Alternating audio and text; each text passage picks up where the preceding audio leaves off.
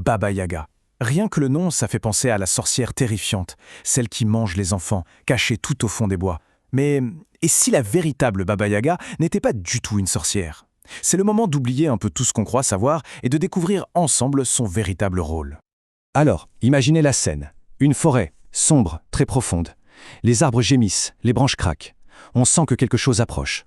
C'est vraiment l'ambiance typique des contes slaves où Baba Yaga va faire son apparition. Et, on va pas se mentir, c'est rarement une bonne nouvelle pour la personne qui se trouve sur son chemin.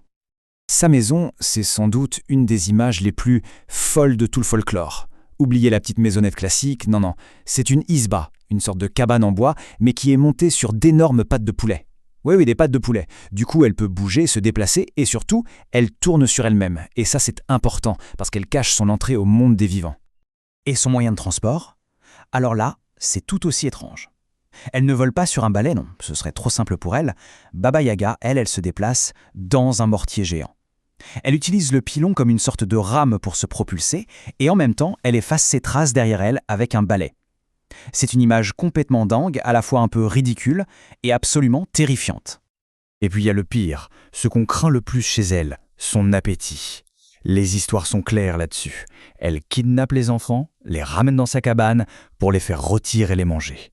C'est vraiment l'ogresse de la forêt, le monstre cannibale dans toute sa splendeur. Bon, on a donc la maison sur pattes de poule. Le mortier volant, le cannibalisme, le portrait du monstre parfait, n'est-ce pas?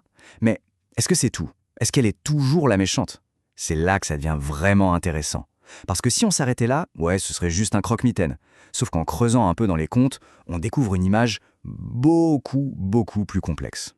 Et voilà cette fameuse dualité, c'est vraiment le cœur du personnage. D'un côté, on a l'adversaire, la menace, celle qui veut dévorer tout le monde. Et de l'autre, on a ce qu'on appelle la donatrice. C'est la Baba Yaga qui va donner des objets magiques ou des conseils super importants.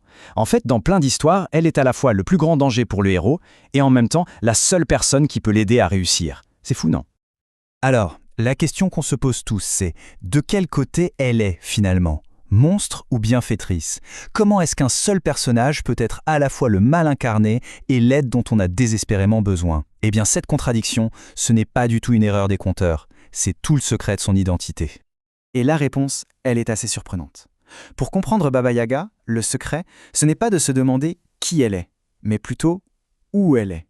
C'est sa position, sa géographie dans l'histoire qui définit tout son rôle. Sa fameuse cabane sur pattes de poule, ce n'est pas juste une habitation un peu bizarre. C'est un poste frontière. Pensez-y comme une sorte de douane entre deux mondes. D'un côté, il y a le monde des vivants, celui que le héros connaît, et de l'autre, c'est l'autre monde, le royaume des morts. Un endroit où les règles de la vie normale, eh bien, elles ne s'appliquent plus du tout. Et elle, Baba Yaga, elle est la gardienne de ce passage. Et attention, on ne traverse pas cette frontière comme ça, en claquant des doigts. Non, le héros doit d'abord prouver qu'il en est digne. Il doit connaître une formule magique, une phrase bien précise pour ordonner à la cabane de se tourner vers lui. S'il se trompe ou s'il n'a pas ce qu'il faut, la porte reste fermée. C'est le premier test, la première épreuve qu'elle impose. Donc on commence à comprendre. Son vrai rôle, ce n'est pas d'être gentille ou méchante. Ça, c'est secondaire. Sa fonction première, c'est d'être une gardienne. Une passeuse. C'est elle qui contrôle l'accès à cet autre monde et elle fait passer un test à tous ceux qui essaient de traverser. Il y a une phrase qu'elle dit tout le temps quand un héros arrive, ce fameux « poids », ça sent la chair fraîche. Eh bien, ça renforce complètement cette idée. En fait, l'expression originale en russe veut plutôt dire « ça sent l'esprit russe », ce qui signifie tout simplement « ça sent le vivant ». Comme toutes les créatures de l'au-delà, l'odeur de la vie, ça l'insupporte. Ça prouve bien de quel côté de la frontière elle se trouve. Alors, si on cherche une catégorie pour la classer, il y en a une qui y va parfaitement dans la mythologie. C'est ce qu'on appelle l'archétype du trickster, ou le fourbe en français. L'exemple le plus connu, c'est Loki dans la mythologie nordique. Ce sont des personnages qui ne sont ni vraiment bons, ni vraiment mauvais. Leur boulot, si on peut dire, c'est de semer le désordre pour faire bouger les choses. Et ça colle parfaitement à Baba Yaga. Elle vit complètement en dehors de la société, elle a ses propres règles. En mettant le héros à l'épreuve, en le menaçant, oui, mais aussi en lui donnant un coup de main, elle le pousse à sortir de sa zone de confort, à se dépasser, à se transformer. On pourrait dire qu'elle est une sorte de chaos nécessaire, celui qui permet de grandir. Si on va un peu plus loin, dans un registre plus psychologique, le célèbre psychiatre Carl Jung aurait sûrement dit qu'elle est une manifestation de ce qu'il appelle l'ombre. Qu'est-ce que c'est l'ombre? C'est toutes les parties sombres de nous-mêmes, tout ce qu'on n'aime pas et qu'on cache, notre part de violence, d'égoïsme, nos peurs les plus profondes. En fait, quand le héros affronte Baba Yaga, il s'affronte lui-même. C'est une étape obligatoire pour devenir un individu plus complet. Donc au final, sa fonction, c'est la transformation. L'impact est toujours le même. Prenez l'héroïne Vassilissa. Baba Yaga l'aide à se libérer de sa méchante belle-mère. Ou le prince Ivan. Elle lui donne un cheval magique pour qu'il puisse sauver sa bien-aimée. Le point commun, c'est que tous ceux qui croisent son chemin et qui survivent à ces épreuves, eh bien, ils ne sont plus jamais les mêmes après. Tout ça, c'est bien beau pour les contes anciens. Mais aujourd'hui, pourquoi est-ce que cette figure vieille de plusieurs siècles nous parle encore? Eh bien, c'est parce que Baba Yaga est loin d'être restée coincée dans le passé. Elle a trouvé une toute nouvelle vie à notre époque.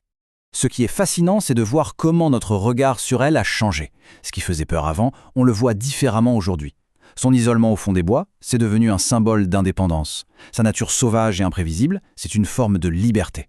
En gros, elle est vue comme une femme ultra puissante qui n'a besoin de personne et qui refuse les règles de la société.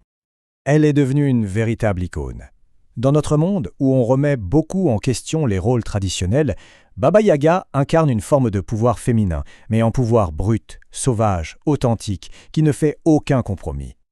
Alors, pour conclure, Baba Yaga, c'est qui? Juste un monstre de conte de fées pour faire peur aux enfants? Ou bien une figure bien plus complexe, une gardienne entre les mondes, un catalyseur de transformation, et même aujourd'hui une icône intemporelle du pouvoir?